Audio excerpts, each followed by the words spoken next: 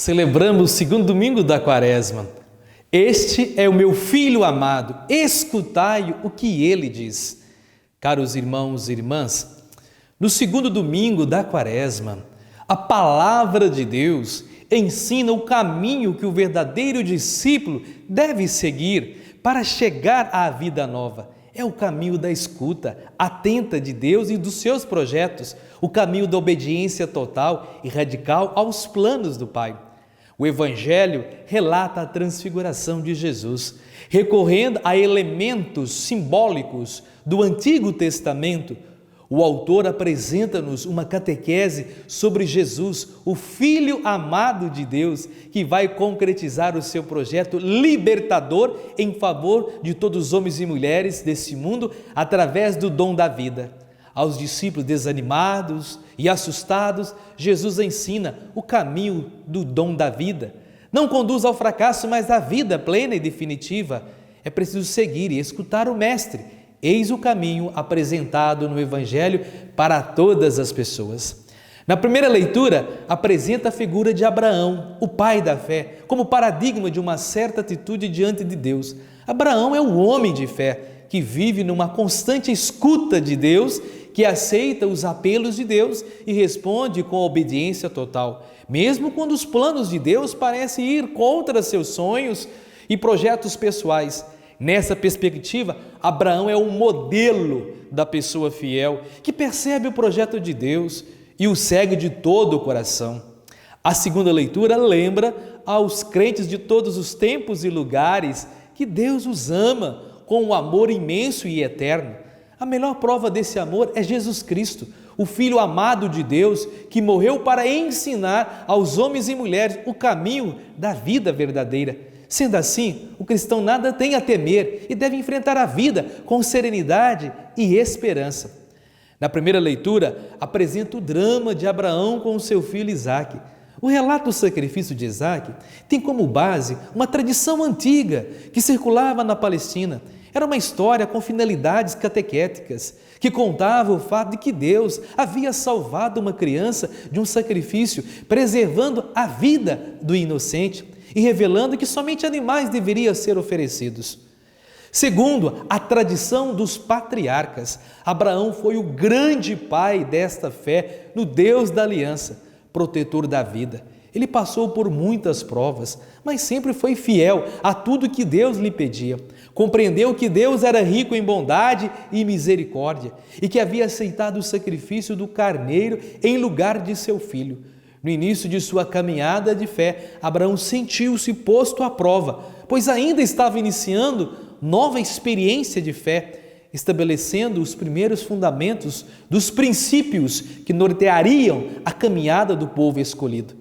Na segunda leitura, Paulo escreve à comunidade dos romanos durante a sua terceira viagem missionária, quando começa a planejar levar o Evangelho de Jesus Cristo à cidade de Roma.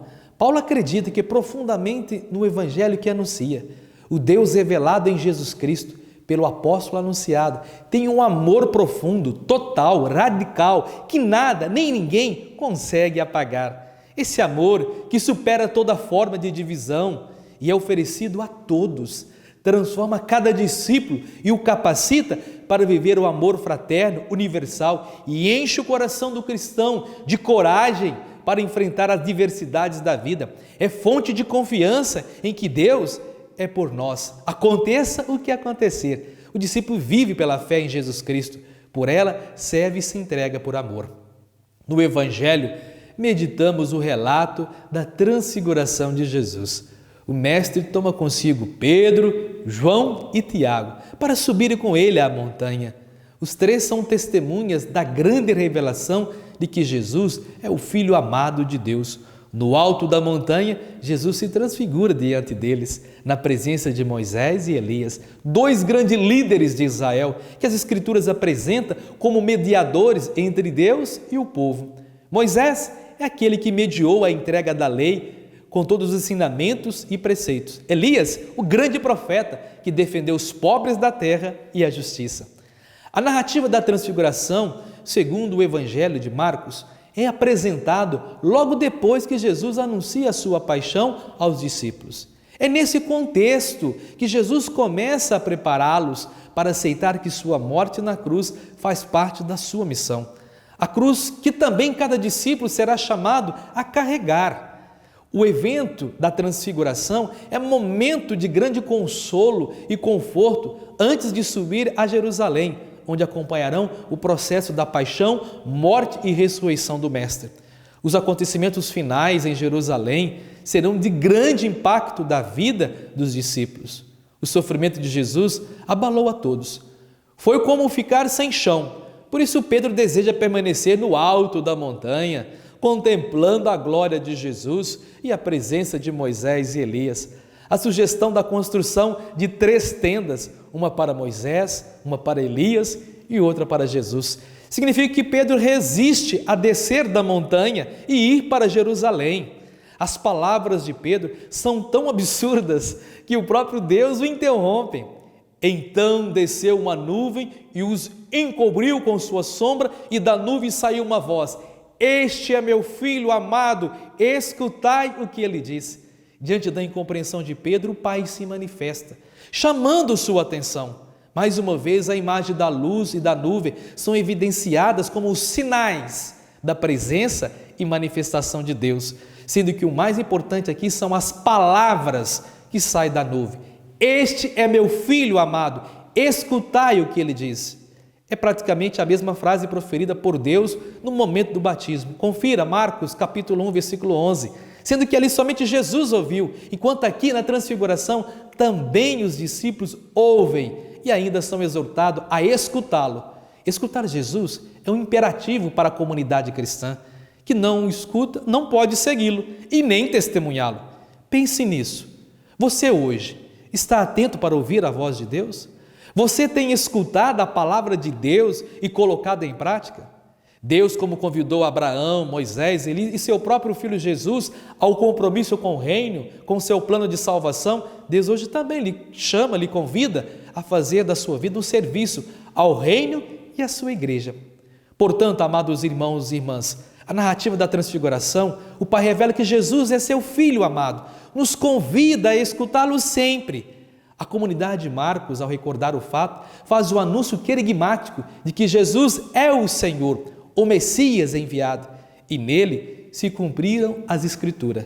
Moisés e Elias surgem como testemunhas de que o Filho de Deus é o maior que eles. Por isso, desaparece e a voz de Deus anuncia que Jesus é o Filho amado, cuja palavra os discípulos devem escutar, acolher e obedecer.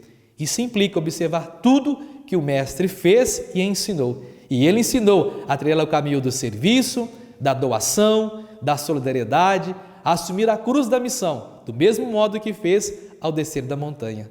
Amados irmãos e irmãs, estejamos hoje também dispostos a ouvir Jesus e a seguir seus passos. Convido a todos a compartilhar essa homilia com seus amigos e amigas nas redes sociais. Vamos juntos evangelizar. Escreva nas nossas redes sociais, comente, compartilhe. Sejamos homens e mulheres do bem, comprometidos com o Evangelho de Jesus. E que Deus nos abençoe sempre. Ele que é Pai, Filho e Espírito Santo. Amém.